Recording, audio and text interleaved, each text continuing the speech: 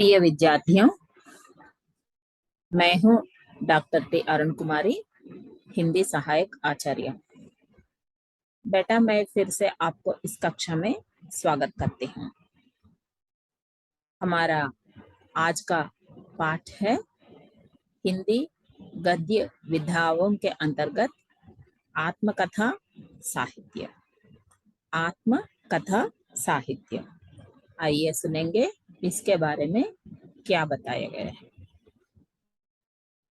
जब आत्मकथा के बारे में हमें कोई प्रश्न दिया जाता है तो इस प्रकार होगा बेटा, समकालीन आत्मकथा साहित्य में किसका उल्लेखनीय योगदान रहा है? समकालीन आत्मकथा साहित्य में किसका उल्लेखनीय योगदान रहा है? ఆధునిక ఆత్మకథా సాహిత్యంలో ఎవరు పాత్ర ప్రముఖమైనది? इस प्रकार आपके लिए प्रश्न दिया जाता है, तो इसका उत्तर हमें इस प्रकार लिखना होगा। मानव अपने आप के बारे में बताने के लिए उत्सुक रहता है।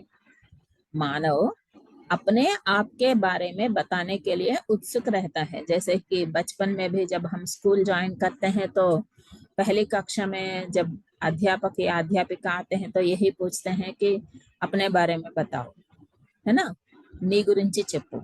सो आत्मकथा का मतलब क्या है कि जब मानव अपने आप में बताना चाहता है, तो ऐसा बताने के लिए आदमी सदा उत्सुक रहता है। తన గురించి తాను చెప్పుకోవటం అనేది ఎవరికైనా చాలా సరదాగా అనిపిస్తుంది అంటారు। स्वतंत्रता के बाद भारतीय साहित्य में आत्मकथा एक आदर्शमय एवं लोकप्रिय विधा बनी है। स्वतंत्रता से पहले इस विषय में ज्यादा हम देखते या नहीं देखते, लेकिन स्वतंत्रता के बाद भारतीय साहित्य में, न केवल हिंदी साहित्य में बल्कि पूरे भारतीय साहित्य में आत्मकथा एक आदर्शमय एवं लोकप्रिय विधा बनी है। आदर्श लेखन भी हुआ है ये, और एक लोकप्रिय विधा भी बनी है। ఆత్మకథ రాయటం, తన గురించి తాను చెప్పటం అనేది చాలా గొప్ప విషయంగా మారింది స్వతంత్రత ఉద్యమం, అంటే భారతదేశానికి స్వతంత్రం వచ్చిన తర్వాత। आत्मकथा को अंग्रेजी में ऑटोबायोग्राफी कहते हैं। जैसे तेलुगु और हिंदी में आत्मकथा कहते हैं, वैसे अंग्रेजी में इसको ऑटोबायोग्राफी कहते हैं, माने अपने बारे में कहना। तो आत्मकथा का उद्भव और विकास हिंदी साहित्य में किस प्रकार हुआ है, देखिए। आत्मकथा के द्वारा लेखक अपने जीवन, परिवेश, महत्वपूर्ण घटनाओं, विचारधारा, निजी अनुभव, अपनी क्षमताओं और दुर्बलताओं तथा अपने समय की सामाजिक राजनीतिक स्थितियों को पाठकों के सम्मुख प्रस्तुत करता है। तो आत्मकथा में किस विषय पर चर्चा किया जाता है? ఆత్మకథ రాసేవారు ఏమి దృష్టిలో పెట్టుకొని రాస్తారు? देखिए, आत्मकथा के द्वारा लेखक क्या दिखाना चाहता है? वह अपने जीवन को दिखाना चाहता है। తన జీవితం ఎలా ఉండింది అనే దాన్ని రచయిత చూపిస్తారు। और अपने परिवेश, తన చుట్టుపక్కల వాతావరణం ఎలా ఉంది, తన కుటుంబ పరిస్థితి ఏంటి, ఇవన్నీ చూపిస్తారు। महत्वपूर्ण घटनाओं पर चर्चा करता है। अपने जीवन के जो कोई महत्वपूर्ण घटनाएं होती है, ప్రతి వ్యక్తి జీవితంలో కొన్ని గొప్పవైన సంఘటనలు ఉంటాయి, వాటిని వర్ణిస్తారు రచయిత। विचारधारा, एक एक व्यक्ति की बुद्धि अलग होती है, उनके विचार अलग होते हैं, उनके सोच अलग होता है ना। तो अपनी विचारधारा क्या है? కొంతమంది వామపక్ష ఆలోచనలు కలిగిన వారు ఉంటారు, ఇంకొంతమంది దేశభక్తి పౌరులు ఉంటారు, ఇంకొంతమంది దేశ ద్రోహాన్ని జీవితాశయంగా చేసుకుంటారు। మనం ఇటువంటి వ్యక్తులను కూడా చూస్తున్నాం కదా। आधुनिक युग में हम इस प्रकार के लोगों को भी देख रहे हैं ना, कि देश पर जितना विद्वेष डालना है वो उतना हीरो बनना चाहता है, कि विद्वेष उठाओ और हीरो बन जाओ। అంటే ఇది దుష్టత్వానికి పరాకాష్ట నాన్న। ఇటువంటి వాటిని మనం అనుసరించకూడదు, ఎలా ఉండకూడదు వాళ్ళని చూస్తే మనకు అర్థమవుతుంది। अपनी విచారధార, తన ఆలోచన ధోరణి ఏమి, ఒక అంశం పైన తను ఏమనుకుంటున్నారు, అది విచారధార। निजी अनुभव, खुद के उसके जीवन में किस किस प्रकार के अनुभवों का सामना करना पड़ा, अनुभव उन्हें प्राप्त हुए हैं, ఆయనకి ఎటువంటి అనుభవాలు జరిగినాయి, स्कूल में, कक्षा में या समाज में, कहीं पर भी विभिन्न प्रकार के अनुभवों हम पाते रहते हैं, है ना। इस प्रकार उनके जीवन में जो भी घटनाएं घटी है उनका वर्णन करता है और निजी अनुभवों का भी चर्चा उसमें करता है। अपनी क्षमताओं और दुर्बलताओं का भी चित्रण करता है। यह बात सबसे महत्वपूर्ण होता है बेटा। अपनी क्षमताओं माने अपने పాజిటివ్స్ ప్లస్ అంటాం కదా, తన దగ్గర ఉండేటువంటి సామర్థ్యాలను చెప్తాడు రచయిత, उसी प्रकार अपनी दुर्बलताओं को भी ప్రకటిत करता है। తనకు ఉండేటువంటి మైనస్ అంటాం చూడండి, దుర్బలత, బలహీనమైనటువంటి, మనకు అంటుంటారే నీ బలం బలహీనత అని, క్షమత और దుర్బలత అంటే తన బలమేది తన బలహీనత ఏది రెండిటిని రచయిత ఖచ్చితంగా ఒప్పుకుంటాడు। इसको हम आत्मकथा कहते हैं। इसके साथ साथ क्या कहता है वह कि अपने समय की सामाजिक राजनीतिक स्थितियों को भी पाठकों के सम्मुख प्रस्तुत करता है। अपने समय के सामाजिक स्थिति कैसी थी, फॉर एग्जाम्पल उदाहरण के लिए देखिए, जब कोई व्यक्ति 2019-18 के बाद जो भी लेखन करेगा वो पूरी तरह से प्रयास करके भी एक शब्द लिखना पड़ेगा उसे कि कोरोना के बारे में, है कि नहीं। उस समय में उसके जीवन में क्या क्या बीता, कोरोना के समय देश कैसा था, उसके जीवन कैसा था, उसके परिवार में लोग कैसे होते थे, अगर उसे कोरोना हो गया तो उससे वो कैसे बाहर निकला, ये सब अपनी आत्मकथा में वो बता सकता है। क्योंकि वह अनिवार्यता है उस समाज में, जब वह जी रहा है तो अपने सामाजिक परिवेश को और अपने सामाजिक स्थितियों को वह बता देता है। उसी तरह राजनीतिक परिस्थिति, कभी कभी उसे यह भी कहना पड़ता है कि उस समय के प्रधानमंत्री कौन है, उस समय की चुनाव कैसे हुए हैं, या कोई स्थानीय एमएलए कौन है ना। मतलब क्या है कि वह अपने जीवन से संबंधित सभी विषयों को बिना नकाब डाले वह पूरी तरह से व्यक्त कर सकता है। इसी को हम आत्मकथा कहते हैं। हिंदी की प्रथम आत्मकथा बनारसी दास जैन की अर्ध कथा है जो पद्य में लिखी गई है। ఆత్మకథ అంటే ఏంటి అర్థమైంది కదా నాన్న, రచయిత తన జీవితంలో జరిగిన సంఘటనలు, గొప్ప గొప్ప వ్యక్తులు తనకు ఎవరైతే పరిచయం అయ్యారో వాళ్ళు, ఈయన ఏం మారాడా మారలేదా, ఈయన బలం ఏంటి బలహీనత ఏంటి, అదే మాదిరి తన ఏ టైం ఆత్మకథ రాస్తున్నాడు ఆ ఆత్మకథ మొత్తం మొదటి నుంచి చివరి వరకు జరిగిన సామాజిక స్థితిగతులను కూడా చెప్తారు, రాజకీయ పరిస్థితులను కూడా వర్ణిస్తారు। ఇస్ పూరి జిందగీ అంతే కదా నాన్న, ఒక వ్యక్తి జీవితం మొత్తాన్ని కలిపితే కదా ఆత్మకథ। ఏదో ఒక రోజు ఉదయం లేచి సాయంత్రం వరకు ఏం జరిగింది రాసేస్తే దాన్ని ఆత్మకథ అనరు, డైరీ అంటారు కదా। सो आत्मकथा का मतलब है उसके बचपन से लेकर उसके अंत तक जो कुछ बीता है, या फिर जिस समय में वो आत्मकथा लिख रहा है तब तक जो कुछ बीता है उसके जीवन में, उन सब विषयों को समाहार जिसको कहते हैं उसको हम आत्मकथा कहते हैं। तो हिंदी का प्रथम आत्मकथा जो है वह बनारसी दास जैन नामक लेखक लिखे हैं। उसका नाम है अर्ध कथा। अर्ध कथा जो पद्य में लिखी गई है और उसका रूप क्या है, पद्य साहित्य में लिखा हुआ है, वह आत्मकथा। भारतेंदु ने अपनी पत्रिकाओं के माध्यम से आत्मकथाओं को एक नई दिशा दी। भारतेंदु हरिश्चंद्र जैसे अन्य गद्य विधाओं के मूलाधार मानते हैं, उसी प्रकार आत्मकथा के रूप में आपने अपनी पत्रिकाओं में आत्मकथा लेखन को प्रमुखता दी और आत्मकथाओं को नई दिशा दी। यानी इस प्रकार लिखना चाहिए, आत्मकथा की रूपरेखा इस प्रकार हो, ऐसे भारतेंदु हरिश्चंद्र ने सिद्ध किया। भारतेंदु की आत्मकथा कुछ आप बीती कुछ जग बीती है। భారతేందు హరిశ్చంద్ర గారు తన ఆత్మకథని రాసుకున్నారు, దాని పేరేమి, కుచ్ ఆప్ బీతి కుచ్ జగ్ బీతి, నీలో నీకు జరిగింది ప్రపంచంలో జరిగింది అని ఆయన, అంటే తనకేం జరిగింది, తను ఉన్నప్పుడు ప్రపంచంలో ఏం జరిగింది, ఈ రెండు అంశాలని సూచిస్తూ రాసుకున్న కథ కుచ్ ఆప్ బీతి कुछ जगबीती ఇది భారతేందు హరిశ్చంద్ర గారి ఆత్మకథ తాలూకా శీర్షిక। इस युग में सुधाकर द्विवेदी प्रमुख आत्मकथाकार हैं। సుధాకర్ ద్వివేది అనే రచయిత తన ఆత్మకథ చాలా చక్కగా రాశారు। ఆయనని ప్రముఖ ఆత్మకథాకార్ అని చెప్తాము భారతేందు హరిశ్చంద్ర युगంలో। स्वामी दयानंद सरस्वती की आत्मकथा सन 1875 में प्रकाश में आई है। స్వామి దయానంద సరస్వతి మీరందరూ విన్నారు, గొప్ప వ్యక్తి, భారతదేశానికి చెందినటువంటి ఆయన రాసిన ఆత్మకథ 1875 में प्रकाश में आई। 1875 లో స్వామి దయానంద సరస్వతి గారు రాసిన ఆత్మకథ ప్రచురణలోకి వచ్చింది। हिंदी के आत्मकथात्मक साहित्य के विकास में हंस पत्रिका का विशिष्ट योगदान है।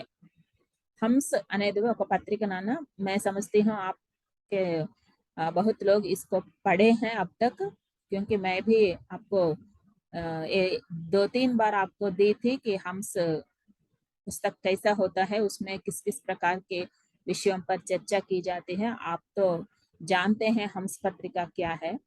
तो हिंदी आत्मकथा साहित्य के विकास में हंस पत्रिका का विशिष्ट योगदान रहा है, क्योंकि इस अंक में महान व्यक्ति अपने अपने आत्मकथाएं इसमें भेज चुके हैं और प्रकाशित हुआ है। जैसे देखिए, जयशंकर प्रसाद, हरिदास, विनोद शंकर व्यास, कौशिक, दयाराम निगम, गोपाल राम गहमरी, सुदर्शन, शिवपूजन सहाय आदि साहित्यकारों ने अपने जीवन के कुछ अंशों को व्यक्त किए। आत्मकथा कभी पूरे जीवन से संबंधित भी हो सकता है, कभी जीवन के कुछ अंश पर भी लिख सकते हैं। तो हंस पत्रिका में जैसे पहले पढ़ चुकी हूँ, ये सब साहित्यकार जैसे कि जयशंकर प्रसाद जी, हरिदास जी, विनोद शंकर व्यास, कौशिक, विश्वंभरनाथ शर्मा कौशिक जी, दयाराम निगम, गोपाल राम गहमरी, सुदर्शन, शिवपूजन सहाय आदि अनेक महान साहित्यकार अपने जीवन के कुछ अंशों को व्यक्त किए थे। जैसे 1947 के आरंभ में देश के प्रथम राष्ट्रपति डॉक्टर राजेंद्र प्रसाद की आत्मकथा प्रकाशित हुई। 47 जिस साल में हमें स्वतंत्रता प्राप्त हुई है, उस समय हमारे देश के प्रथम राष्ट्रपति थे डॉक्टर राजेंद्र प्रसाद, और आपने भी अपनी आत्मकथा प्रकाशित की। यहाँ देखिए बेटा, केवल साहित्यकार ही आत्मकथा लिखते हैं ऐसा नहीं है, और भी विभिन्न क्षेत्रों के व्यक्ति जो कुछ जैसे उनकी भाषा है, भाषा की इच्छा है, लेखन शक्ति है, वे भी आत्मकथाएं लिखते थे, और उनमें डॉक्टर राजेंद्र प्रसाद की आत्मकथा प्रकाशित हुई है 1947 में। स्वतंत्रता के बाद यशपाल, वियोगी हरि आदि लेखकों ने अपने जीवन की घटनाओं का चित्रण किए। यशपाल और वियोगी हरि जैसे लेखक भी स्वतंत्रता के बाद अपने जीवन की घटनाओं को चित्रित किए और उनको वे अपने आत्मकथा के रूप में प्रकाशित किए। हरिवंश राय बच्चन को हिंदी आत्मकथा का सर्वाधिक सफल लेखक मानते हैं। हरिवंश राय बच्चन, जैसे आप सब जानते हैं कि बच्चन जी की कविता भी हम इससे पहले पढ़ चुके हैं, जो अमिताभ बच्चन जी जो प्रमुख एक्टर हैं उनके पिताजी हैं। हरिवंश राय बच्चन को हिंदी आत्मकथा का सर्वाधिक सफल लेखक मानते हैं। అందరికంటే హిందీ సాహిత్యంలో చాలా చక్కగా ఆత్మకథ రాసిన గొప్ప రచయితల్లో ఒకరుగా మనం హరివంశరాయ్ బచ్చన్ గారిని చెప్తాం। वृंदावन लाल वर्मा, शिवपूजन सहाय भी प्रमुख आत्मकथाकार हैं। आत्मकथा तो आत्मकथा होती है, फिर भी उसको रोमांचक या रोचक ढंग से लिखना भी एक पद्धति है। तो उस प्रकार देखें तो हरिवंश राय बच्चन जी भी हैं, उनके बाद वृंदावन लाल वर्मा और शिवपूजन सहाय जी भी प्रमुख आत्मकथाकार हुए हैं। समकालीन आत्मकथा साहित्य में दलित आत्मकथाओं का उल्लेखनीय योगदान है। जैसे कि आधुनिक माने हम जिस युग में जी रहे हैं, उस युग में भी अनेक आत्मकथाएं लिखी गई हैं।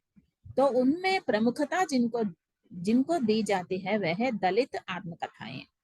అర్థమైంది కదనా? ఆధునిక యుగంలో అంటే ఈనాడు మనం నివసిస్తున్న ఈ యుగంలో చాలా ఆత్మకథలు రాయబడుతున్నాయి.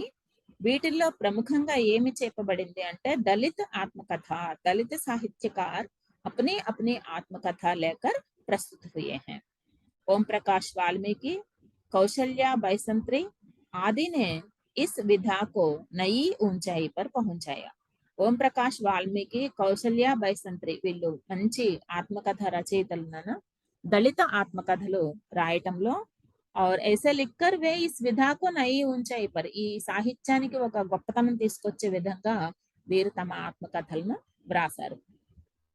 वर्तमान समय में महिला और दलित रचनाकारों ने भी इस विधा को आगे बढ़ाया।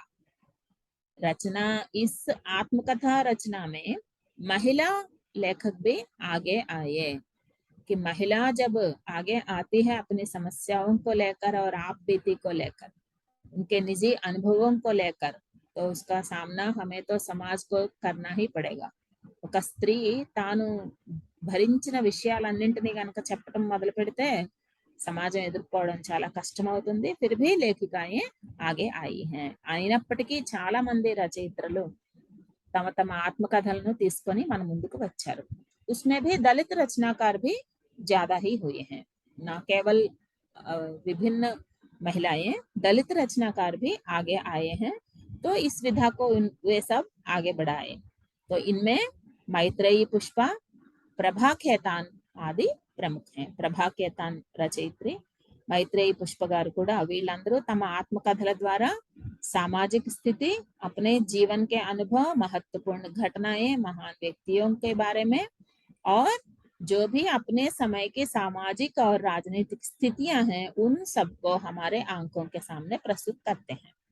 ఈ ఆత్మకథల ద్వారా వారు ఏం చూపిస్తారు అనుకున్నాం, వారి జీవితంలో జరిగిన సంఘటనలు, వారి ఆలోచన ధోరణి, వారు ఆ విధంగా స్పందించారు, ఆ విషయం మన వరకు తీసుకొస్తున్నారు. ఆ రోజు నేను అలా చేశాను, కభీ కభీ వే అప్నే గల్తియోं को भी मान लेते हैं. ఒకానొక దశలో నేను తప్పు చేశాను అని ఒప్పుకుంటారు కూడా. ఎందుకంటే ఆ పరిస్థితి అటువంటిది, నేను చేయవలసి వచ్చింది అని ఖచ్చితంగా ఒప్పుకునే విధంగా ఈ రచయిత్రులు అందరూ కూడా మనకి హిందీ సాహిత్యంలో ఆత్మకథలను రూపొందించారు. సో ఆత్మకథ के तत्व क्या है, यानी उसके रूपरेखा जब हम देखेंगे, ఆత్మకథలో ఉండవలసిన ముఖ్య విషయాలు ఏమి? वर्ण्य विषय या मुख्य विषय, यही तो प्रमुख है सबके लिए कि किस विषय पर आप लिखना चाहते हैं, चाहे अपने जीवन के ही विषय क्यों न हो, फिर भी उसमें मुख्य विषय क्या है इसकी स्पष्टता लेखक को होनी चाहिए। चरित्र चित्रण, आप अपने आप को किस प्रकार चित्रित करते हैं और अपने जो भी सामने व्यक्तियों के बारे में बताना है तो उन्हें किस प्रकार चित्रित करते हैं। మీకు ఒకలా కనిపించిన వ్యక్తి నాకు ఒకలా కనిపించవచ్చు. ఇంత మాత్రాన ఆ వ్యక్తి తప్ప మనది తప్ప అంటే ఉస్ సమయకి మాంగ్ హై वो, ఆ రోజు జరిగిన విషయాన్ని బట్టి మనం నీకు ఒకళ్ళు మంచిగా నాకు ఒకళ్ళు చెడ్డగా కనిపిస్తారు కదా. సో చరిత్ర చిత్రణ కిస్ ప్రకార్ కియా జాయే, ఆత్మకథ చెప్పేటప్పుడు వ్యక్తుల్ని ఏ విధంగా మనం పరిచయం చేయాలి, ఏ విధంగా వారిని సమాజానికి చూపించాలి, అది కూడా రచయిత ఆలోచించాలి. దేశ్ కాల్, किस समय के बारे में आप लिखना चाहते हैं उस समय की स्पष्टता होनी चाहिए और उस समय के बारे में ही बताना चाहिए. उद्देश्य, चलो आप अपने आत्मकथा, इतनी लंबी आत्मकथा प्रस्तुत की है, फिर इसका उद्देश्य क्या हो? మీరు మీ జీవితం ఒక 50 ఏళ్ళు 60 ఏళ్ళు మీ జీవితాన్ని మీరు వర్ణించారు నాన్న, దాని వలన ఎవరికి ఏమి లాభం వచ్చింది? ఒక 300 పేజీల పుస్తకం రాశారు, కరెక్టే, అది ఎవరు చదవాలి, చదివినందువలన ఎవరికి లాభం వచ్చింది, అది కూడా ఉండాలి కదా. బినా కొయి లక్ష్యకే సాహిత్య సృజన కిస్లియే కర్నా హై, ఎందుకు అంత సాహిత్యం రాయాలి? మనం చేతిలో పెన్ ఉందని పేపర్ ఉందని రాయకూడదు కదా, సమాజానికి మేలు చేసే విధంగా ఉండాలి. అలా ఉన్నప్పుడే మనం మన చరిత్రని బయటికి తీసుకువెళ్ళాలి. భాషా శైలి, आप किस प्रकार की भाषा और किस शैली का प्रयोग कर रहे हैं यह भी देखना चाहिए लेखक को. इन सबको मिलाकर हम कहेंगे आत्मकथा के तत्व, जैसे वर्ण्य विषय या मुख्य विषय, चरित्र चित्रण, देश काल, उद्देश्य और भाषा शैली। और इसके बाद देखना है हमें आत्मकथा के प्रकार क्या क्या है, माने किस किस प्रकार की आत्मकथाओं को हम हिंदी साहित्य में देखेंगे। देखिए, राजनीतिक आत्मकथाएं। राजनीतिक आत्मकथाएं मतलब जो भी लेखक हैं वह राजनीति से संबंधित व्यक्ति होगा और वह अपने जीवन में जिन जिन राजनीतिक आंदोलनों में या विचारधाराओं से గుజరా है उन सब के बारे में वो बताएगा। స్వతంత్రానికి ముందు ఉన్న రచయిత అనుకోండి నాన్న, స్వతంత్ర ఉద్యమంలో ఏ విధంగా పాల్గొన్నారు, స్వతంత్రం ఏ విధంగా వచ్చింది, తర్వాత ఆయన ఏం చేశారు, ఇదంతా మనకు వర్ణిస్తారు రాజనీతిక్ ఆత్మకథ. ధార్మిక్ ఆత్మకథ, ఒక ధర్మగురు ఉన్నారు, ఆయన చిన్నప్పుడు ఎలా ఉండేవారు, ఆయన ఎందుకు సన్యాసం తీసుకోవాల్సి వచ్చింది, ఈ విధంగా తను నమ్మిన సిద్ధాంతం ఏమి, ధార్మిక్ ఆత్మకథాయే. సాహిత్యక్ ఆత్మకథాయే, ఒక రచయిత, ఒక कवि, वे अपने जीवन में जिन जिन विषयों की सामना की है और उनके निजी अनुभवों को जिस प्रकार व्यक्त करते हैं उनको हम कहेंगे సాహిత్యక్ ఆత్మకథాయే. అంటే కేవలంగా రచయితలు కవులు మాత్రమే కాదు, రాజనీతిలో ఉండే వ్యక్తులు, పొలిటికల్ లీడర్స్ కూడా రాస్తారు.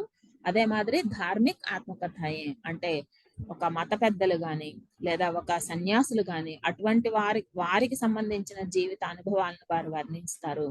इन सबको मिलाकर हम हिंदी आत्मकथा साहित्य के अंतर्गत गिनते हैं. जब प्रश्न दिया जाता है आत्मकथा के बारे में तो आपको ये सब लिखना होगा बेटा. समझती हूँ कि आपको यह पाठ अच्छा लगा होगा, तो आप इस पाठ को अपने कापियों में लिखिए और नियोजन के रूप में मुझे भेज दीजिए. धन्यवाद बेटा.